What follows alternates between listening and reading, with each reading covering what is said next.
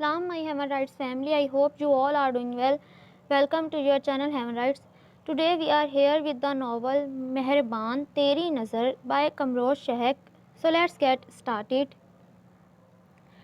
DSP आगा अकारम हुसैन के कदमों की चाप ने वहां पर मौजूद तमाम स्टाफ को अलर्ट कर दिया। जैसे जैसे कदम अपने रूम की तरफ बढ़ रहे थे, तमाम ही पुलिस ऑफिसर्स अपनी अपनी फॉर्म में आ चुके थे। आगा अकारम हुसैन अपने रूम में एंटर हुए, अपनी कैप और स्टिक टेबल पर रख दी और इजी होकर चेयर पर बैठ चुके थे। इनके आने के 2 सेकंड बाद हवलदार रिफत जहां प्लेट में ठंडे पानी से भरा शीशे का गिलास लेकर आया और इनके सामने टेबल पर रख दिया, जिसे पीने के बाद डीएसपी आगा अकारम हुसैन ने सामने रखी वो ब्लैक फाइल उठाई और खोलकर पढ़ने लगे, जिसका केस इन्हें सौंपा गया था। इस केस का कोई ऐनी शाहिद, कोई गवाह है? फाइल को देखने के बाद डीएसपी आगा अकारम हुसैन ने सामने खड़े हवलदार से पूछा।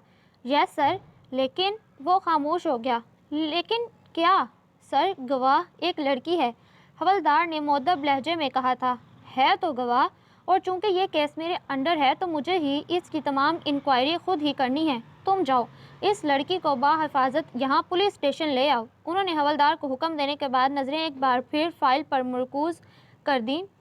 सर, वो गरीब लड़की है, हवलदार ने कुछ डरते डरते कहा। गरीब है तो इसकी कोई अहमियत नहीं, रौबदार लहजे ने हवलदार को गड़बड़ाने पर मजबूर किया। सर, बात ये नहीं है, वो दरअसल सर गवाह होने ना होने के बराबर है। मतलब? हवलदार की समझ में नहीं आ रहा था कि वो किस तरह अपनी बात समझाए। वो तो ये भी नहीं कह सकता था कि आप मेरे साथ खुद इस पसमानदा इलाके में चलिए और ख़ुद अपनी आंखों से वो सब देख लीजिए जो वो बयान नहीं कर सकता है।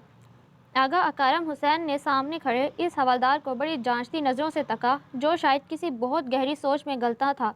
अच्छा, एक काम करो, तुम जीप तैयार करो, मैं वहाँ खुद जाऊँगा। शायद वो इसके चेहरे पर लिखी तहरीर पढ़ चुके थे। सर आप? वो चौंकते हुए बोला। हाँ मैं, अब जल्दी जाओ, वैसे भी काफ़ी टाइम ज़ाया हो चुका है। उन्होंने ब्लैक फाइल बंद की और अपनी चेयर से उठ खड़े हुए। इस दौरान हवलदार भी वहाँ से निकल गया। लड़की कहाँ है? रफील भट्टी ने गुस्से में कहा। बॉस आप बेफिक्र रहिए, वो लड़की अब इस काबिल नहीं रही कि कुछ बोल भी सके। सूट बूट में मलबूस इस शख्स ने बड़े वसूख से कहा। दिमाग ख़राब हो गया है ना मेरा, जो बेफिक्र होकर बैठ जाऊं। रफील भट्टी इस शख्स के थोड़ा करीब चले आए थे। जानते हो, ये केस डीएसपी आगा अकारम हुसैन के अंडर में आ गया है, जो आज ही कराची पहुंचा है और जिसे कमिश्नर शरीफ हयात ने बिलमखसूस इस केस के लिए इस्लामाबाद से बुलवाया है। याद रखो, अगर इबाद भट्टी को कुछ हुआ तो मैं तुम लोगों को गोली मारकर जंगली वहशी कुत्तों के आगे डाल दूंगा। राफेल भट्टी ने इस शख्स का गिरेबान जोर से पकड़ा। अब इससे पहले कि वो डीएसपी इस लड़की तक पहुंचे, मुझे अभी हर हालत में वो लड़की चाहिए। जाओ, दफ़ा हो जाओ, जब तक मुझे अपनी शक्ल मत दिखाना। झटके से गिरेबान छोड़ा। जीप छोटी बड़ी गलियों से गुजर रही थी। जगह जगह पानी का ढेर, बदबू और मैले कुचैले बच्चे खेल रहे थे। कुछ औरतें भी अपने अपने घरों से निकलकर घरों की चौखट पर धरना डाले बैठी थीं, जबकि कुछ पुलिस जीप को देखकर फौरन अंदर चली गई और दरवाज़ा अंदर से बंद कर लिया। आखिरकार काफ़ी इंतज़ार के बाद जीप मतलूबा जगह पर रुक गई। कच्ची ईंटों का बना ये छोटा सा घर काफ़ी बदनुमा लग रहा था। दरवाज़ा खुला था, लेकिन वहाँ पर किसी पर्दे की जगह बेरंग पुरानी चटाई लटकी थी, जिससे अंदर के मकीनों की बेपर्दगी नहीं हो सकती थी। दरवाजे के बाहर 5-6 बच्चे खेल रहे थे, जिनमें से कुछ तो अभी इन्हें देखकर भाग गए थे घर के अंदर, और जो नासमझ और छोटे थे वो हमनकों की तरह इसी सिमत तक रहे थे। डीएसपी आगा अकारम हुसैन ने एक नज़र इन्हें देखने के बाद पीछे जीप में बैठी दोनों पुलिस लेडीज़ को इस स्टिक का इशारा दिया था। वो दोनों इशारा मिलते ही अंदर घर में चली गई। सर, कोई फ़ायदा नहीं है। वो दोनों पुलिस लेडी 5 मिनट में बाहर आ गईं और आकर जीप में बैठे आगा अकारम हुसैन से बोली। क्यों, क्या हुआ? वो जीप से बाहर निकल आए। सर, वो लड़की इस पोजीशन में नहीं कि वो हमारे साथ चल सके, दोनों में से एक बोली। आखिर मसला क्या है? अपाहज है क्या वो? अगर ऐसा है तो आप लोग फ़ौरन दूसरी गाड़ी का बंदोबस्त कीजिए, हम इसे हर हाल में अभी लेकर जाएंगे। वो बहुत नरमी से बोले।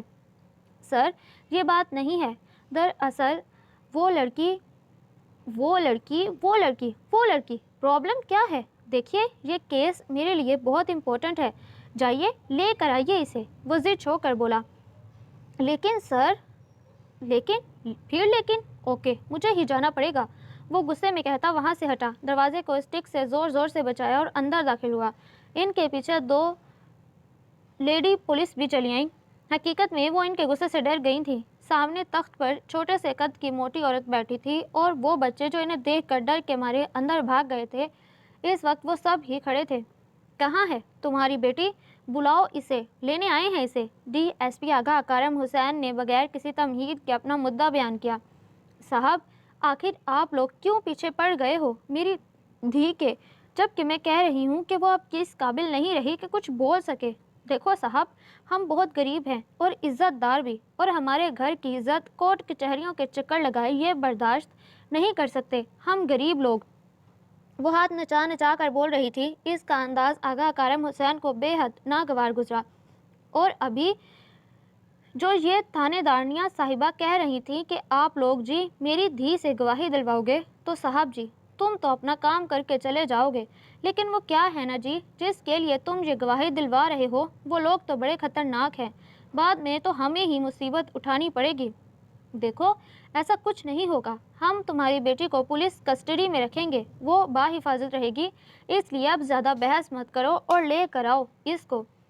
پر صاحب وہ اس قابل ہو تو آئے نا، کہاں ہے وہ؟ اب کہ آغا کرم حسین سے برداشت نہ ہو سکا تو وہ خود وہاں اس اکلوتے کمرے کی جانب بڑھ آئے۔ آخر دیکھے تو جا کر کہ ایسی بھی کیا مصیبت آن پڑی ہے جو چلنے میں اتنا نخرہ دکھا رہی ہے۔ ڈی ایس پی آغا کرم حسین نے اس کمرے میں اپنے قدم دھرے اور اس چھوٹے سے کمرے کا بغور جائزہ لینے لگا۔ سائڈ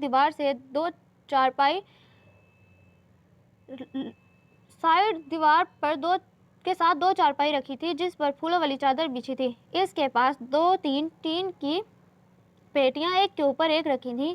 باہر سائڈ پر ایک ٹوٹی پھوٹی سی الماری جس کے دونوں دروازے غائب تھے، مگر بوسیدہ الماری کو بڑی خوبصورتی سے کاٹن کے نیلے کپڑے سے ڈھکا کیا تھا جو کہ اندر کے حصے کو چھپانے کا کام کر رہا تھا۔ وہیں پر الماری کے کونے میں کوئی تھا جس کا صرف میرون جارجٹ کا آنچل لہراتا نظر آیا۔ آغا کرم حسین سمجھ گیا کہ وہ وہی لڑکی ہے۔ وہ اس جگہ چلا آیا۔ آخر کیا سمجھ رکھا ہے تم نے ہم پولیس والوں کو؟ چلتی ہو یا نہیں تم؟ وہ غصے میں اس لڑکی پر زور سے چیخا۔ نہیں، میں نے کچھ نہیں دیکھا، نہیں میں نہیں جانتی، میں کسی کو کچھ نہیں بتاؤں گی، میں نہیں جانتی۔ ڈری سہمی وہ لڑکی صرف یہی تکرار کیے جا رہی تھی۔ وہ حد درجہ خوف زدہ تھی۔ خوف اس کی آنکھوں سے اس کے چہرے پر ٹپک رہا تھا جسے اگر اسے ہاتھ بھی لگایا تو جانے شاید وہ مر ہی نہ جائے۔ آغا کرم حسین اس کی یہ حالت دیکھ کر دنگ رہ گیا۔ وہ لڑکی چھپنے کی کوشش کر رہی تھی، اگر اس کے بس میں ہوتا تو وہ خود کو اس دیوار کے اندر قید کر لیتی جس سے وہ تقریباً چپکی کھڑی تھی۔ میں کسی کو کچھ نہیں بتاؤں گی، میں نے کچھ نہیں دیکھا، میں قسم کھاتی ہوں، میں نے کچھ نہیں دیکھا، میں نہیں بتاؤں گی۔ وہ اب اپنی دونوں ہتھیلیوں سے چہرے کو چھپا گئی۔ اس کی ہچکیوں سسکیوں میں مزید اضافہ ہوتا جا رہا تھا۔ آغا کرم حسین کی کچھ سمجھ میں نہیں آ رہا تھا کہ وہ کیا کرے اور کیا نہ کرے۔ اپنی زندگی کے اتنے کیسز میں یہ اس کا پہلا کیس تھا جسے وہ بڑی آسانی سے حل بھی کر سکتا تھا اور حل کر بھی نہیں پا رہا تھا۔ دیکھیے بی بی، میں جانتا ہوں کہ آپ سب جانتی ہیں، آپ نے خود سب کچھ ہوتے دیکھا ہے وہاں، اس لیے یہ رونا چھوڑیے اور میرے ساتھ چلیے۔ آخر کو بہت دیر سوچنے کے بعد آغا کرم حسین نے اپنے نرم خو لہجے میں کہا۔ نہیں، وہ ہذیانی کیفیت میں چیخی۔ میں کچھ نہیں جانتی ہوں، ماما۔ اب وہ اپنی مدد کے لیے کسی کو چیخ کر پکار رہی تھی۔ ماما مجھے بچاؤ، یہ لوگ مجھے مار دیں گے، ماما۔ اس لڑکی کی خوفزدہ نظریں دروازے پر ٹکی تھیں اور بس صرف یہی تکرار بار بار کیے جا رہی تھی۔ بس بہت ہو گیا، بہت کر چکی تم اپنا ڈرامہ، اب میرے ساتھ سیدھے چلو ورنہ گھسیٹ کر لے جاؤں گا۔ آغا کرم حسین کو ایک بار پھر غصہ آیا۔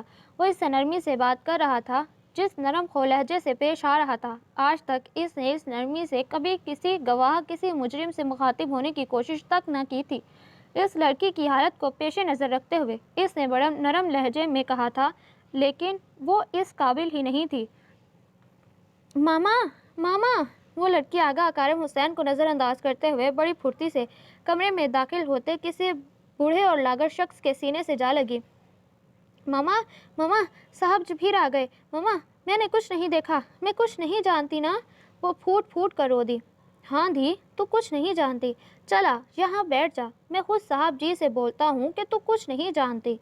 इस शख्स ने इसे आराम आराम से लाकर चारपाई पर बिठाया।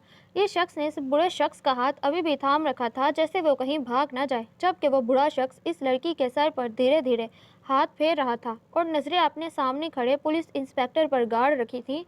आगा अकारम हुसैन को इन नज़रों में भी एक तरह का खौफ और डर झलकता नजर आया, जिसको समझने से वो कासिर था। आखिरकार वो इस लड़की को चुप कराने में कामयाब हो ही गया। अब इसका रुख डीएसपी आगा अकारम हुसैन की सिमत था।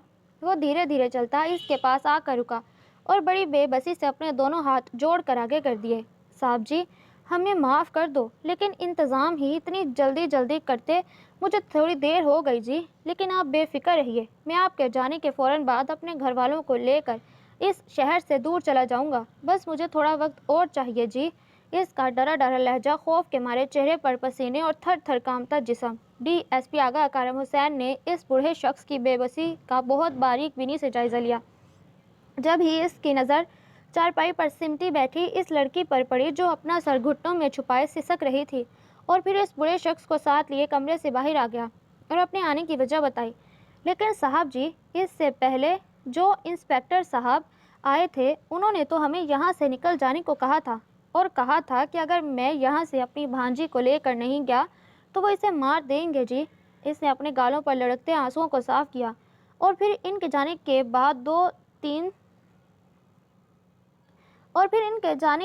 दो दिन तक कुछ सूट बूट में 5-6 बंदे आए थे। इन लोगों ने हमारे इस छोटे से घर को फैला कर रख दिया और साथ अपनी बड़ी बड़ी बंदूकों से जी सब ने आसमान की तरफ फायरिंग की। और तो और साहब जी, इन लोगों ने तो मेरी भांजी को भी नहीं बख्शा। इनमें से 3 आदमियों ने इसे बहुत मारा था, बालों से पकड़कर इसे धक्का दिया। बताइए क्या कसूर था इसका? ना हम लोग इस दिन सिनेमा में फिल्म देखने जाते और ना ये सब होता। वो बहुत डर गई है, ज़रा से शोर से सहम जाती है जी। वो बूढ़ा शख्स सारी दास्तान रो रो कर सुना रहा था। आगा अकारम हुसैन कुछ लम्हे के लिए सकते में रह गया। इसके तो वहम में भी नहीं था कि इन गरीबों लाचार लोगों पर इतनी जल्दी, इतने कम वक्त में ये सारी मुसीबतें टूट चुकी हैं। ये केस इसके लिए मज़ीद गंभीर होता जा रहा था। समझ में नहीं आ रहा था कि वो क्या करे। इस केस की गवाह सिर्फ यही लड़की है, जिसे हर मुमकिन तरह से इन लोगों ने नाकाफ़ी बना डाला था। देखिए बुजुर्गवार, आप लोगों के साथ जो हुआ वो अच्छा नहीं हुआ। आप लोगों के साथ की गई ज़्यादती पर मुझे बेहद अफसोस है, लेकिन अब आप बेफिक्र रहिए, आइंदा आप लोगों के साथ कुछ नहीं होगा। आप लोगों को हर तरह से पुलिस सिक्योरिटी दी जाएगी। आप अपनी भांजी को हमारे साथ भेजिए, इसकी हर तरह हिफाजत का ज़िम्मा मैं लेता हूँ आपसे। देखिए साहब जी, आप तो मेरी भांजी को गवाह बना कर ले जाओगे, मगर इसके बाद क्या होगा? हम बहुत गरीब और लाचार हैं, मेरे छोटे छोटे बच्चे हैं जी। और फिर अगर मेरी भांजी को आप लोग ले जाते हो तो मेरी बरादरी के लोग तो मुझ पर थू थू करेंगे, मेरी भांजी को अछूत समझेंगे जी। और हमारी बरादरी में अछूत को गुनाह समझते हैं, इसे ख़त्म कर देते हैं। मेरी भांजी तो बेकसूरी में मारी जाएगी, तो क़यामत के रोज़ मैं अपनी अदी को मुंह दिखाने के लायक नहीं रहूँगा। साहब जी, मैं आपके आगे हाथ जोड़ता हूँ, आप हमें माफ़ कर दें। मैं वापस अपने गांव अपनी भांजी को लेकर हमेशा हमेशा के लिए चला जाऊँगा। डीएसपी आगा अकारम हुसैन इसकी एक एक बात बड़े गौर से सुन रहा था।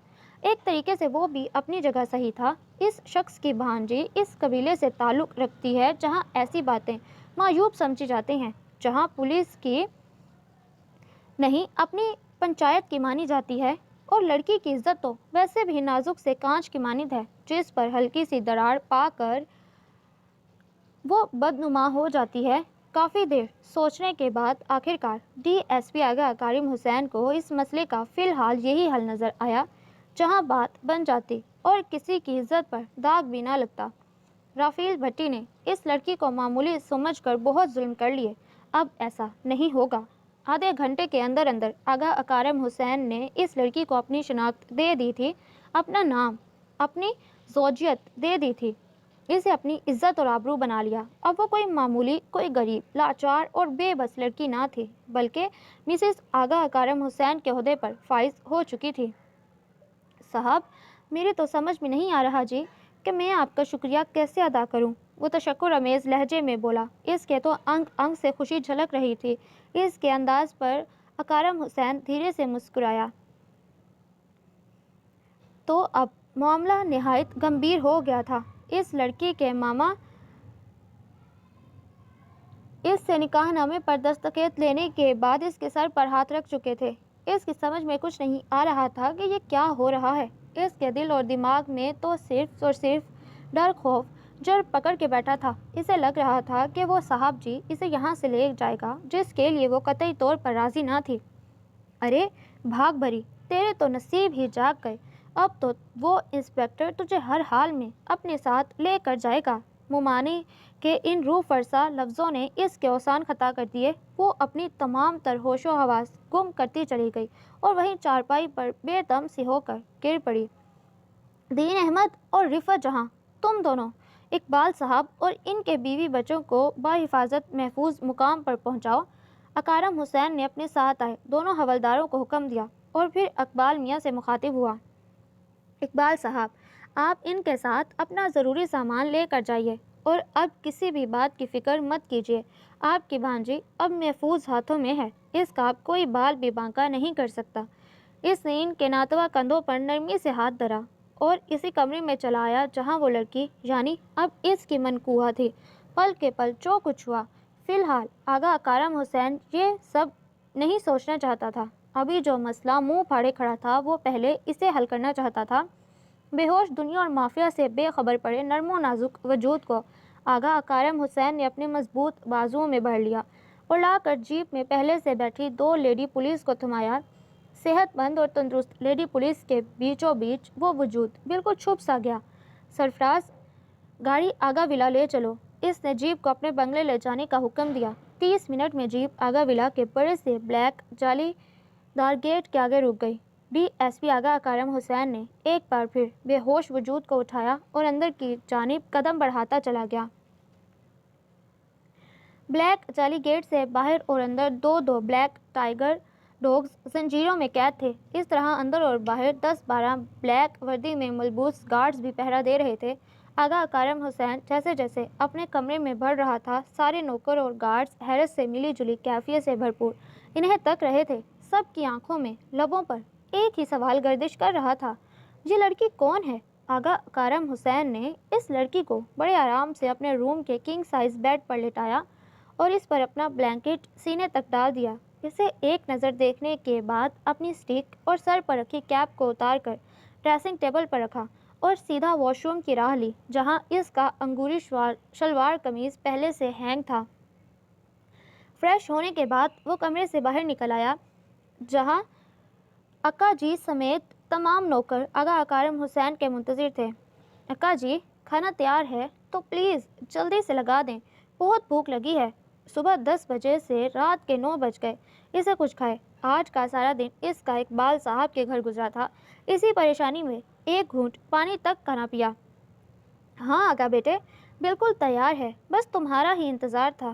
اکا جی آغا اکرم حسین کے دادا کے زمانے کے نوکر تھے، انہوں نے اکرم اور ان کے والد شہام کو اپنی ہی گود میں کھلایا تھا۔ اکرم ان کی دل سے عزت کرتا تھا۔ اسلام آباد سے وہ خود زبردستی اس کے ساتھ یہاں آئے تھے۔ انہیں آغا اکرم حسین بہت عزیز تھا، بہت چاہتے تھے وہ، اسی لیے اسے کراچی اکیلے نہ بھیجا۔ آغا، وہ لڑکی کون ہے جسے مطلب تم اٹھا کر لائے ہو؟ آخرکار اکا جی نے وہ سوال کر ہی ڈالا، جو ان کے ساتھ ساتھ پاس کھڑی دو ملازماؤں کو بھی تشویش میں مبتلا کر رہا تھا، جسے وہ سننے کے لیے ہی کھڑی تھی۔ او مائی گاڈ، آئی ایم سوری، میں آپ کو بتانا بھول گیا۔ سوری اکا جی۔ آغا اکرم حسین نے کھانے پر سے ہاتھ کھینچ لیا۔ اکا جی، وہ دراصل وہ لڑکی آج سے اس گھر کی مالکن ہے، میری بیوی۔ اس سے آگے فی الحال ابھی میں کچھ نہیں بتا سکتا۔ اس نے نیپکن سے ہاتھ صاف کیا اور مسکراتا ہوا کھڑا ہوا۔ اکا جی اس کے جواب پر سکتے کی کیفیت میں آ گئے۔ ان کے تو وہم و گمان میں بھی نہ تھا کہ آغا شہام حسین کے اکلوتے سپوت کی شادی اس سادگی سے ہوگی۔ اس خاندان نے تو جانے آغا اکارم حسین کی شادی کے کیا کیا سپنے دیکھے تھے۔ اکا جی کو ابھی تک یقین نہیں آ رہا تھا کہ آج ایک ہی دن ہوا ہے اسے کراچی میں ڈیوٹی جوائن کیے اور آج ہی یہ سب۔ وہ ابھی تک اسی طرح سوچوں میں گلتا تھے جبکہ اس دوران آغا اکارم حسین اپنے کمرے سے باہر ہو کر آ گیا اور ڈاکٹر عنبر زیدی کو اپنے گھر کال کر کے بلوا بھی لیا۔ اکا جی، میں جانتا ہوں کہ آپ کے اندر کیا جنگ چل رہی ہے، لیکن ابھی میری پریشانی اتنی ہے کہ میں آپ کو کچھ بھی بتانے کی پوزیشن میں نہیں، لیکن جیسے ہی میرے مسئلے کا حل نکل آئے گا میں سب کو سب کچھ بتا دوں گا۔ وہ بڑے پیار سے ان کے کندھے پر ہاتھ رکھے انہیں سمجھا رہا تھا، جس پر اکا جی دھیرے سے مسکرائے۔ وہ جان گئے تھے کہ یقیناً اس کے پیچھے کوئی ٹھوس وجہ ضرور ہوگی، ورنہ وہ آغا اکارم حسین کی رگ رگ سے واقف تھے۔ اتنے میں ڈاکٹر عنبر زیدی بھی چلے آئے۔ ڈاکٹر، کوئی پریشانی کی بات تو نہیں ہے نا؟ ارے نہیں آغا بیٹا، ایسی بات نہیں، بس ان کے دل اور دماغ پر کسی بات کا گہرا اثر ہے۔ آپ بے فکر رہیے، میں نے انجیکشن دے دیا ہے اور وہ تمام پریشانی کور کر لے گا۔ انشاءاللہ صبح تک وہ بالکل ہوش میں آ جائیں گے۔ ڈاکٹر عنبر زیدی چلے گئے۔ رات کے 11 بج رہے تھے۔ آغا اکارم حسین نے ان کے دونوں ہاتھ بلینکٹ کے اندر کر دیے اور کمرے کی لائٹ آف کر کے اپنے اسٹڈی روم میں چلا آیا۔ کیا رپورٹ ہے ڈاکٹر؟ کیا رپورٹ ہے انسپکٹر حسین؟ میں نے سنا ہے آپ نے اس لڑکی سے شادی کر لی۔ کمشنر شریف حیات سامنے میز کے پار کرسی پر براجمان ڈی ایس پی آغا اکارم حسین سے مخاطب تھے۔ سر، مجھے اس کیس کو ہینڈل کرنے میں 1 مہینہ درکار ہے۔ دوسری بات اس نے جان کر اگنور کی۔ 1 مہینہ؟ یہ تو بہت ہے۔ دیکھیے آغا حسین، میں نے یہ کیس بالمخصوص صرف آپ کو اس لیے دیا کہ آپ بے حد ذہین اور فطن ہیں۔ بہت بڑے بڑے پیچیدہ کیسز آپ نے بہت ہی کم وقت میں حل کیے اور اسے انجام تک پہنچایا، تو پھر اس میں اتنا وقت کیوں؟ وہ بہت آرام دہ لہجے میں بات کر رہے تھے۔ وہ ایکچولی سر، یہ کیس میرے لیے پہلے کیسز کی طرح نہیں، بالکل الگ ہے، ٹوٹلی ڈیفرنٹ۔ ڈیفرنٹ ہے؟ ہارڈ تو نہیں ہے نا؟ وہ مسکرا کر بولے۔ Of course sir, not hard. Agha Akram Hussain بھی ان کی بات پر دھیمے سے مسکرایا۔ اوکے، پھر آپ اس کیس کو حل کریں، میں آپ کو 1 مہینے کی پرمیشن دیتا ہوں۔ بٹ ریممبر، مجرم رافیل بھٹی ایک مشہور صنعت کار عباد بھٹی کے صاحبزادے ہیں۔ آپ کو بہت سی مشکلات کا سامنا کرنا پڑے گا۔ وہ چیئر کی بیک سے سر ٹکا کر بولے۔ آئی نو سر، ہم پولیس والوں کا تو کام ہی مشکلات سے مقابلہ کرنا ہے۔ آغا اکارم حسین نے میز پر رکھی اپنی کیپ سر پر رکھی اور اسٹک اٹھا کر کھڑا ہو گیا۔ Okay sir, all the best. Commissioner Sharif Hayat کو سلیوٹ مارا اور مسافے کے لیے ہاتھ آگے بڑھایا، جسے انہوں نے بڑی گرم جوشی سے تھاما اور پھر وہ وہاں سے نکلتا چلا گیا۔ کاش آپ جیسے اونیسٹ پولیس آفیسرز ہر ڈپارٹمنٹ میں ہو، کمشنر شریف حسین آغا اکارم حسین کے جانے کے بعد خود سے بولے۔ سر، اس کیس میں سب سے مشکل محرک کیا ہے؟ انسپکٹر فاران نے بلیک فائل میں مصروف ڈی ایس پی آغا اکارم حسین سے پوچھا۔ اس میں مشکل تو کچھ بھی نہیں ہے، صرف تھوڑی محنت کی ضرورت ہے، اینڈ آئی ایم شیور یہ کیس بھی میرے اور کیسز کی طرح بہت سکسیسفل رہے گا۔ وہ بہت دوستانہ موڈ رکھتا تھا۔ خواہ مخواہ کا جونیئر پر اپنا بے وجہ رعب جھاڑنا اسے پسند نہ تھا، یا سینئر سے بد مزاجی رکھنا وہ بہت برا سمجھتا تھا۔ اپنی کامیابی پر انہیں بھی شامل کرتا، بجائے گھمنڈ کرنے پر خوش ہوتا۔ تو پھر سر، آپ اس لڑکی… انسپکٹر فاران کے یہ کہنے پر اس نے بلیک فائل سے نگاہ اٹھا کر اسے دیکھا، جس پر وہ گڑبڑا کر رہ گیا۔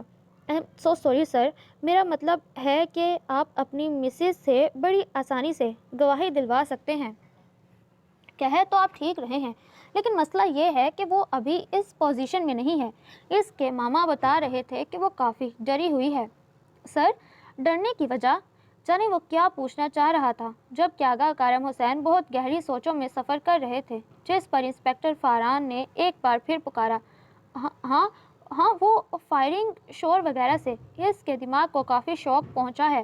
اس کی بات کو سن کر فاران کے لبوں پر بڑی پراسرار مسکراہٹ رینگی جو آغا کارم حسین اپنی سوچ میں دیکھ نہ سکا تھا۔ ہوش آ گیا بیگم صاحبہ کو۔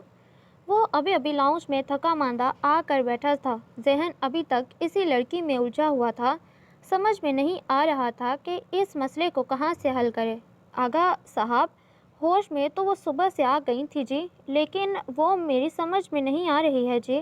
میں ناشتہ لے کر گئی لیکن وہ نوکرانی بڑی بے بسی سے بولی، اوکے میں دیکھتا ہوں، تم ناشتہ تیار کر کے کمرے میں لے آؤ۔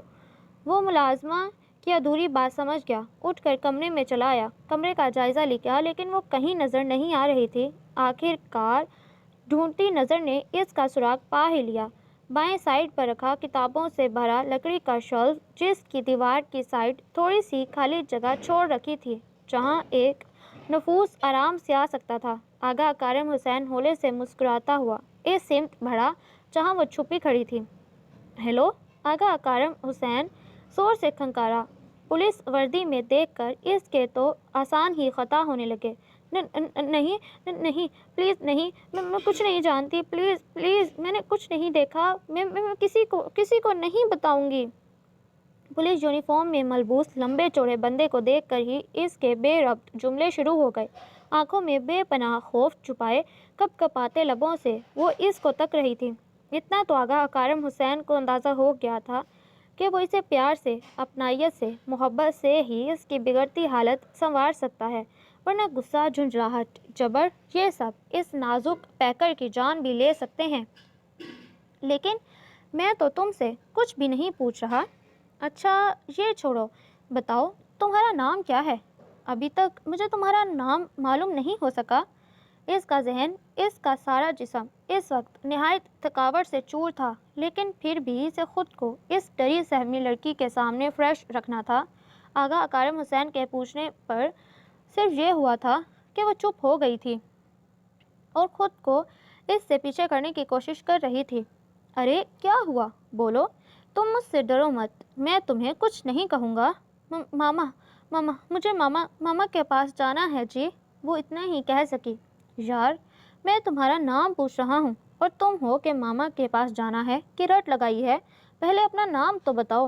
وہ اس سے 2 قدم پیچھے ہو کر بولا، اجیارہ صاحب جی۔ وہ اس کے نرم خو لہجے کو دیکھتے ہوئے بولی تھی، اجیارہ صاحب جی۔ آغا کارم حسین نے اسی کے لہجے میں نام دہرایا۔ بھائی اجیارہ تو بہت خوبصورت نام ہے، مگر یہ صاحب جی، یہ کیا نام ہوا بھلا؟ وہ اس وقت اپنی تھکن کو نظر انداز کیے اسے مکمل چھیڑنے کے موڈ میں تھا، جو کہ اجیارہ اپنے ڈر اور خوف کے زیر اثر سمجھ نہ سکی۔ نہیں صاحب جی نہیں، اجیارہ صاحب جی۔ اس کے ایک بار پھر جھٹ سے بولنے پر آغا کارم حسین اپنے بے ساختہ قہقہے کو قابو میں نہ رکھ سکا۔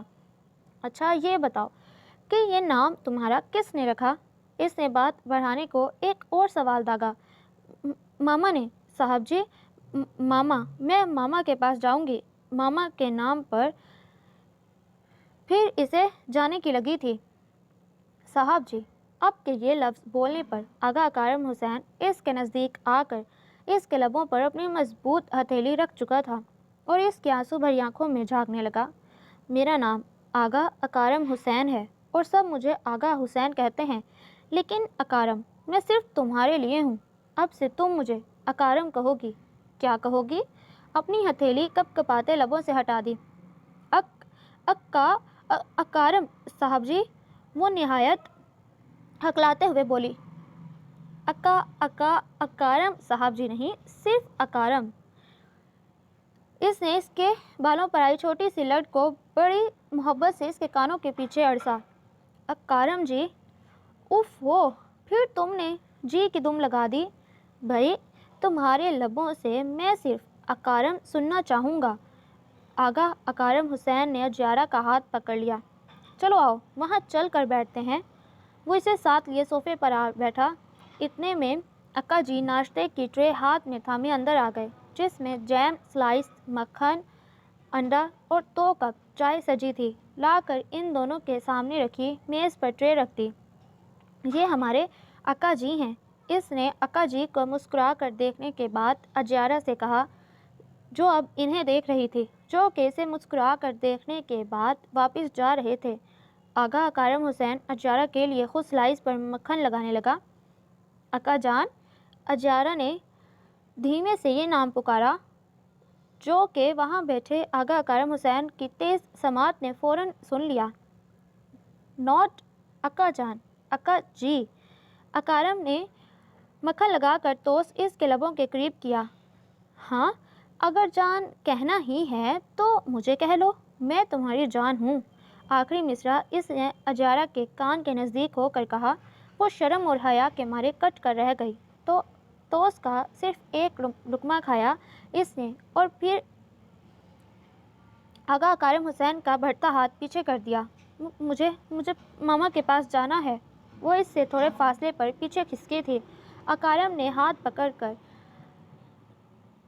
نے ہاتھ میں پکڑا توست واپس ٹرے میں رکھا اور پھر اپنی ساری توجہ اپنے پاس بیٹھی اجیارہ پر مرکوز کر دی۔ لون کے ایمبرائڈرڈ میرون چھوٹے چھوٹے پھولوں والے سوٹ، جس کا میرون جارجٹ کا آنچل سینے پر پورا پھیلا ہوا تھا، جو جانے کتنے دنوں سے اس کے نازک وجود کی زینت بنا تھا، میلے کپڑوں میں اس کے چہرے سے، خاص کر اس کی آنکھوں سے خوف ظاہر تھا۔ بالوں میں بھی شاید بہت دنوں سے کنگھی نہیں کی گئی تھی۔ اس کا بکھرا حلیہ اس بات کی غمازی کر رہا تھا کہ وہ اس واقعے سے نہایت خوف زدہ اور ڈری ہوئی ہے۔ آنکھوں میں خوف لیے وہ یکٹک اکرم کی سمت تک رہی تھی۔ اس کر خود پر بغور تکنے پر وہ پزل ہونے لگی۔ وہ نہیں جانتی تھی کہ اکرم کے دماغ میں کیا چل رہا ہے۔ اجیارہ بولنے کی حالت میں نہ تھی۔ اس نے اپنا سر جھکا لیا۔ تم جانتی ہو، ہم دونوں کی شادی ہو چکی ہے اور اب ہم دو نہیں، ایک ہو چکے ہیں۔ وہ بیگ سے ٹیک لگا چکا تھا۔ اور اگر تم اپنے ماما کے پاس جاؤ گی تو ان کی برادری میں بے عزتی نہیں ہوگی، بدنامی نہیں ہوگی کہ انہوں نے اپنی بھانجی کی شادی کر دی اور وہ پھر بھی اپنے شوہر کو چھوڑ کر اپنے ماما کے پاس چلی آئی۔ وہ اسے بہت اپنائیت سے سمجھا رہا تھا۔ بولو، ہوگی نا بدنامی، تمہارے ماما کی بے عزتی؟ اس نے اجیارہ کا جھکا سر اپنے ہاتھ کی نرمی سے اوپر اٹھایا۔ ہوگی نا؟ تو کیا میں ساری عمر یہاں رہوں گی؟ بڑی معصومیت سے پوچھا گیا تھا، جس پر اکرم ہولے سے مسکرایا۔ یہاں تو نہیں رہو گی؟ ہاں، ساری زندگی صرف اور صرف میرے ساتھ، میرے پاس رہو گی، بالکل میرے قریب۔ اکرم نے ایک ہی جسم سے اپنی سمت کھینچا۔ اب شاباش، اچھے بچوں کی طرح ناشتہ کرو، پھر سوچتے ہیں کہ آگے کیا کرنا ہے۔ اکرم نے اسے صحیح سے بٹھایا اور خود اپنے ہاتھوں سے اسے ناشتہ کروانے لگا۔ اکرم کا انداز ہی ایسا تھا کہ وہ بہت ہی جلد کسی کو بھی اپنا گرویدہ بنا لیا کرتا، اور پھر سامنے تو ایک نازک سی کانچ کی مانند لڑکی تھی جو اس کی بیوی تھی، اس کی ہم سفر، تو کیسے نہ وہ اسے دل کے نہا خانوں میں بٹھاتا۔ حیات صاحب، آپ بالکل بے فکر رہیے، ہم یہاں بیٹھے ہیں نا فکر کرنے کے لیے۔ میں آپ سے وعدہ کرتا ہوں کہ آپ کے بیٹے کو میں کچھ نہیں ہونے دوں گا۔ انسپکٹر فاران نے دروازے کے اس پار ایک مرتبہ پھر جھانک کر دیکھا تھا کہ کوئی آ تو نہیں رہا۔ ڈی ایس پی آغا حسین نے صرف 1 ماہ کی مہلت مانگی ہے اور آپ دیکھیے گا کہ وہ اس کیس میں ناکام ہی رہے گا۔ میں اس مہینے اس لڑکی کو اس قابل چھوڑوں گا ہی نہیں کہ وہ عدالت میں آباد بھٹی حیات کے خلاف کوئی گواہی دے سکے۔ انسپکٹر فاران کے لبوں پر بڑی خبیث مسکراہٹ تھی۔ انسپکٹر فاران، تمہیں جو کرنا ہے جلدی کرو، کیونکہ میں زیادہ دن تک اپنے بیٹے کو حوالات کی سلاخوں کے پیچھے نہیں دیکھ سکتا۔ ریسیور کے اس پار رافیل بھٹی حیات نے ذرا تیز لہجے میں کہا۔ ارے دھیرج حیات صاحب، دھیرج۔ ظاہر ہے کریں گے، کیوں نہیں کریں گے؟ آخر کو 10 لاکھ کا معاملہ ہے بھائی۔ وہاں رافیل بھٹی حیات نے زور سے ریسیور کریڈل پر پٹکا، جس پر انسپکٹر فاران نے ریسیور اپنے کان سے چونک کر پیچھے کیا اور اب ریسیور کو ہاتھ میں تھامے اسے گھورنے لگا تھا۔ ارے حیات صاحب، اگر آپ جیسے لوگ ہمارا خیال رکھنے کے لیے نہ ہوں اس معاشرے میں تو جانے ہمارا کیا حال ہو۔ اس نے مسکراتے ہوئے ریسیور کریڈل پر بڑے آرام سے رکھا۔ इंस्पेक्टर फरहान, किसका फ़ोन था? इसके अंदाज को अंदर दाखिल होते अकारम ने बड़े गौर से तका था। सर, सर, किसी का नहीं था सर। इसकी आवाज़ में हड़बड़ाहट थी। वो अपनी जगह से उठ खड़ा हुआ।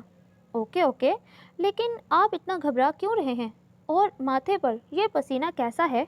अकारम ने बड़ी जांचती नज़रों से इसका जायज़ा लिया, क्योंकि इसकी हालत ही ऐसी थी जैसे चोर चोरी करते हुए रंगे हाथों पकड़ा जाए। असल में सर, यहाँ यहाँ गर्मी बहुत है शायद, इसीलिए। एनीवेज़, आप ये फ़ाइल लीजिए और इसका अच्छी तरह से मुताला कीजिए और स्टडी करने के बाद इस जगह का सर्वे कराइए और फिर मुझे कल शाम तक इसकी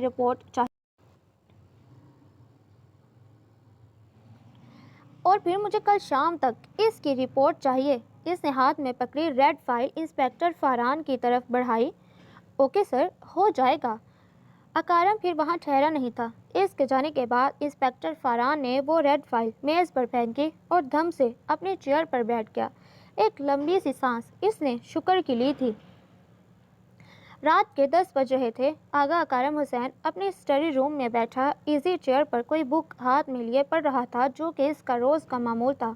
बल्कि अब तो इसकी आदत बन गई थी कि सोने से पहले वो किसी अच्छी सी बुक का मुताला ज़रूर करता था। इस वक्त भी वो अपने मशगले में मसरूफ़ था जब ये फायरिंग की तेज़ आवाज़ कानों में पड़ी।